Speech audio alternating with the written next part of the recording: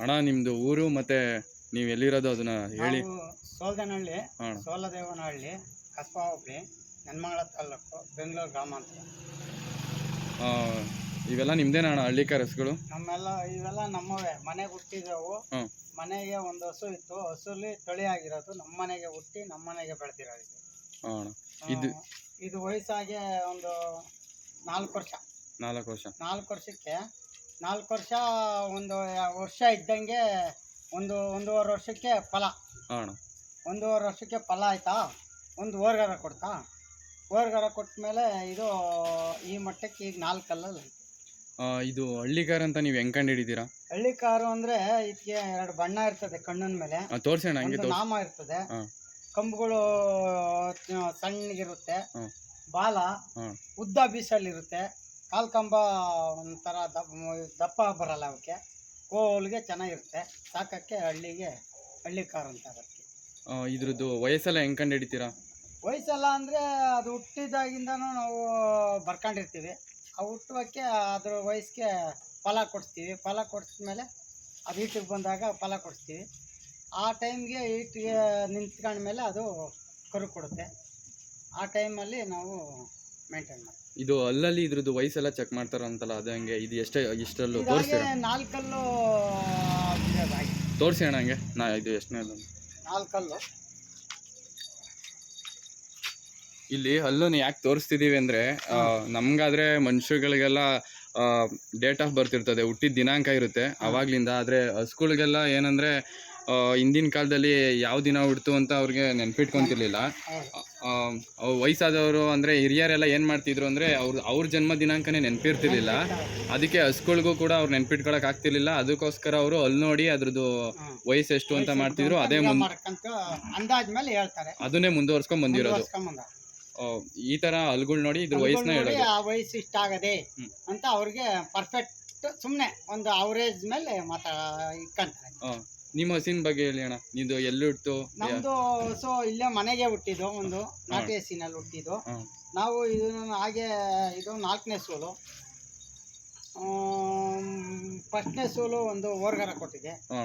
ಆಮೇಲೆ 2ನೇ ಸೋಲು ತಿರ್ಗಾ ಓರ್ಗರ ಕೊಟ್ಟು, 3ನೇ ಸೋಲಿಗೆ ಹೆಣ್ಗರ ಕೊಟ್ಟದೆ. 4ನೇ ಸೋಲಿಗೆ ಇದು ಹೆಣ್ಗರ. ಓರ್ಗರ್ಗಳು ಅಂದ್ರಲ್ಲ, ಅವನ್ ಏನ್ ಮಾಡಿದ್ರ? ಓರ್ಗರ್ಗಳು ಅಂದ್ರೆ ಒಳ್ಳೆ ರೇಟು ಮಾರ್ದವು. ಒಳ್ಳೆ ರೇಟು ಅಂದ್ರೆ ಸಿದ್ಧಗಂಗಿ ಹೊಡ್ಕೊಂಡೋಗಿದ್ದು. ಒಂದು ವರ್ಷದ ಮೇಲೆ 5 ತಿಂಗಳು ಕರಿಗೆ 75,000 ರೂಪಾಯಿಗೆ ಮಾರ್ದ. ಎಲ್ಲಿಗೆ ಮಾರ್ದು ಅಂದ್ರೆ ಮಂಡ್ಯ ಪಟೇಲ್ರು ಹಿಡ್ಕೊಂಡು ಹೋದ್ರು. ಮಂಡ್ಯ ಪಟೇಲ್ರು ಸಿದ್ಧಗಂಗಿಲಿ ಆಸೆ ಪಟ್ಟು ಹಿಡ್ಕೊಂಡು ಹೊರ್ತಾರೆ. ಅವ್ರು ಸಾಕ್ಬೇಕು, ಹಳ್ಳಿ ಕಾರಲ್ಲಿ ನಾವು ಯಥೇಚ್ಛವಾಗಿ ಓರಿ ಸಾಕೋರು ಅಂತ ಹೇಳ್ಬಿಟ್ಟು ಅವರು ಹಳ್ಳಿ ಕಾರಿನಿಂದ ಅವರು ಭಾರಿ ಮುಂದುವರೆದವ್ರೆ. ಅವರು ಹಿಡ್ಕೊಂಡು ಹೋದ್ರು. 2ನೇ ಕರು ಏನ್ ಮಾಡಿದ್ರ? 2ನೇ ಕರು ಇಲ್ಲಿ ದೊಡ್ಡಾಲ್ ಮರದ ಹತ್ರ ಮುಂದ್ರಾಜು ಅಂತ ಅವರು 75ಕ್ಕೆ ಹಿಡ್ಕೊಂಡು ಹೊರಟರು. ಅದೆಷ್ಟು ತಿಂಗಳು ಕರು? ಅದು ಒಂದು 5 ತಿಂಗಳು ಕರನೆ.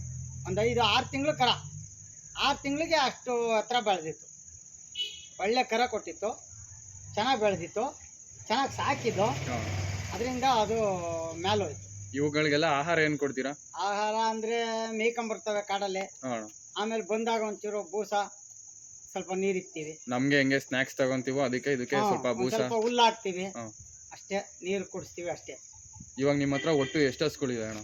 ಒಟ್ಟು ಒಂದು 10. ಸೀಮೆ ಹಸುಗಳು ಒಂದು 4, ನಾಟಿ ಹಸುಗಳು ಒಂದು 6. ನಿಮ್ಗೆ ಅವತ್ತಿಂದ ಸಾಕಿದ್ದೀರಾ ಈ ದೇಸಿ ಬ್ರೀಡು ಒಂದು ಒಳ್ಳೇದನ್ಸ್ತಾ ನಿಮ್ಗೆ? ಈ HFಗಳು ಒಳ್ಳೇದನ್ಸ್ತಾ? ಇದು ಇದೇ ನಾಟಿ ಇದರಲ್ಲಿ ಒಳ್ಳೇದು ಅನಿಸ್ತು.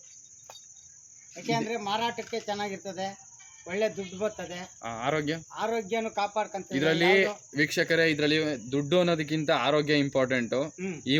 ಈಗಿನ ಕಾಲದಲ್ಲಿ, ಈಗಿನ ಜನರೇಷನ್ ಅಲ್ಲಿ ಏನಂದ್ರೆ ಎಕನಾಮಿಕಲ್ ಅಲ್ಲಿ, ಫೈನಾನ್ಷಿಯಲ್ ಅಲ್ಲಿ ಸ್ಟ್ರಾಂಗ್ ಆಗೋದಕ್ಕೋಸ್ಕರ ಜಾಸ್ತಿ ಹಾಲು ಕೊಡೋ ಹಸುಗಳು ಅಂದ್ರೆ ಹೈಬ್ರಿಡ್ ಹಸುಗಳನ್ನ ಸಾಕಿ ಅವರು ಅಮೌಂಟಲ್ಲಿ, ದುಡ್ಡಿನ ವ್ಯವಹಾರದಲ್ಲೆಲ್ಲ ಮೇಂಟೈನ್ ಮಾಡೋದಕ್ಕೆ ನೋಡ್ತಾರೆ.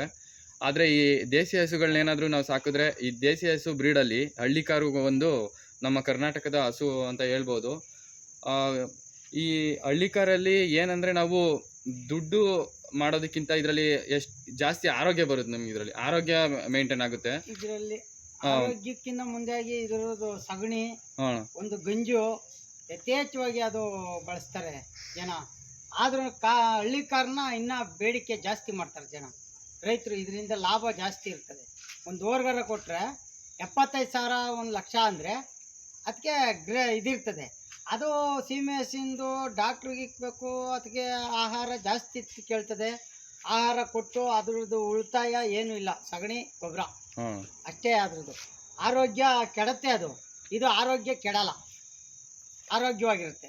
ವೀಕ್ಷಕರೇ, ಇಲ್ಲಿ ಹಿರಿಯರು ಏನಂತ ಹೇಳ್ತಿದ್ರು ಅಂದರೆ, ದೇಸಿ ಹಸು ಯಾರ ಮನೇಲಿ ಇರ್ತಿತ್ತೋ ಅವ್ರಿಗೆ ಕಾಯಿಲೆ ಏನು ಬರ್ತಿರ್ಲಿಲ್ವಂತೆ. ಒಬ್ಬರು ಡಾಕ್ಟ್ರು ಮನೇಲೇ ಇದ್ದಂಗೆ ಅವ್ರಿಗೆ ಅನುಭವ ಆಗ್ತಿತ್ತಂತೆ. ಯಾಕಂದರೆ ಇವಾಗ ನಮಗೆ ಕಾಯಿಲೆ ಏನಾದರೂ ಬಂತು ಅಂದರೆ ನಾವು ಅದನ್ನು ಸರಿಪಡಿಸ್ಕೊಳ್ಳೋದಕ್ಕೋಸ್ಕರ ಆಸ್ಪತ್ರೆಗೆ ಹೋಗ್ತೀವಿ, ಡಾಕ್ಟರ್ನ ಮೀಟ್ ಮಾಡ್ತೀವಿ.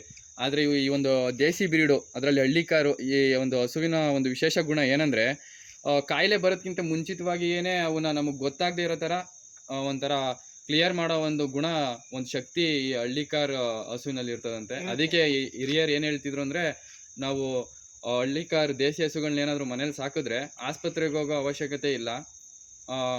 ಈ ಥರ ಒಂದು ವ್ಯತ್ಯಾಸ ಹಳ್ಳಿಕಾರ್ಗೂ ಒಂದು ದೇಸಿ ಬ್ರೀಡ್ಗಳಿಗೂ ಮತ್ತು ಹೈಬ್ರಿಡ್ಗಳ ಹಸುಗಳಿಗೆ ಏನು ವ್ಯತ್ಯಾಸ ಅಂದರೆ, ಇದು ಒಂದು ವಿಶೇಷ ಗುಣ. ಇಷ್ಟು ವ್ಯತ್ಯಾಸ ಇದೆ. ಇದರಲ್ಲಿ ನಿಮ್ಮ ಮನೇಲಿ ಹುಟ್ಟಿದ ಕರು ಯಾವುದು?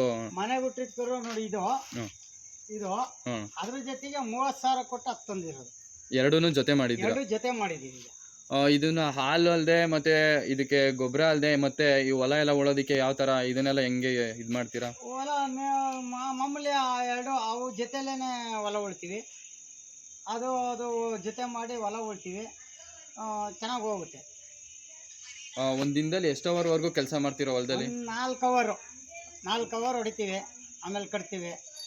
ಒಂದಿನ ಕಟ್ಟೋದೇ ಇಲ್ಲ, ಆರೋಗ್ಯವಾಗಿರ್ತವೆ ಆ ಥರ.